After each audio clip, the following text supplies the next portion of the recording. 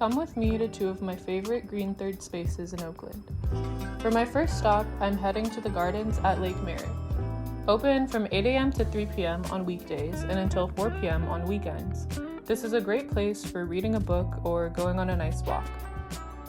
While I'm here, let's talk about what a green third space is and a few of the reasons why they're important.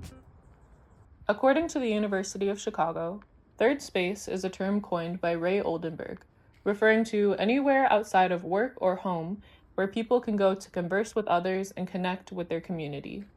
Here, a sense of community is nurtured.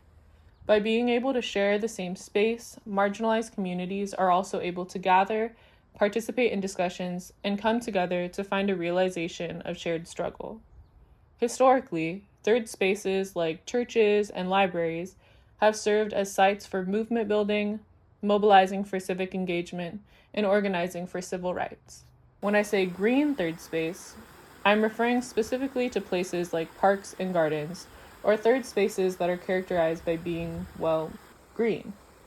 Green third spaces are important because access to green spaces also means access to cleaner air, a free place for children to play and for people to exercise, as well as protection from extreme weather events such as floods and heat waves.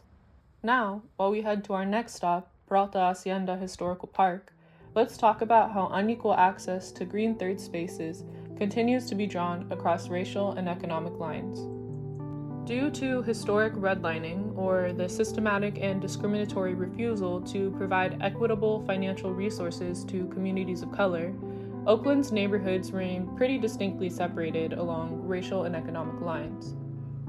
Because of this, neighborhoods with higher populations of Black, Indigenous, and Latine people consistently have less access to green spaces when compared to neighborhoods like Piedmont in the Oakland Hills. This leaves communities of color most vulnerable to the impacts of climate change, leading these neighborhoods to be more susceptible to climate disasters and to have higher rates of things like asthma and cancer. It's also important to note that public spaces are heavily policed and surveilled. So, even when these spaces are physically available to people of color and low-income people, access often comes with societal pressures to conform to white expectations and laws such as no loud music or conversations, no sleeping, no using the bathroom, no simply existing while being houseless and or a person of color. So, what can we do about this? Well, throughout this year, Frontline Catalyst and many other environmental justice organizations across the Bay have been fighting for these green spaces through researching access and the impacts of environmental racism, supporting bills like AB 1777, which will increase regulations over indirect pollution sources such as airports and freeways, and stewarding the green spaces that we do have to keep them thriving and make sure that they're here to stay.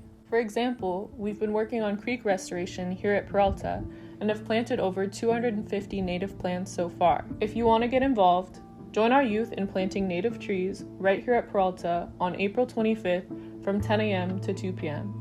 Or you can join our mailing list to stay up to date with our events and initiatives. We also recognize that the topic of third spaces and environmental justice in Oakland is nuanced, and we've barely scratched the surface with this video. If you have more thoughts, feedback, or ideas to share, feel free to engage in our comments or through DM. We hope to see you in community soon.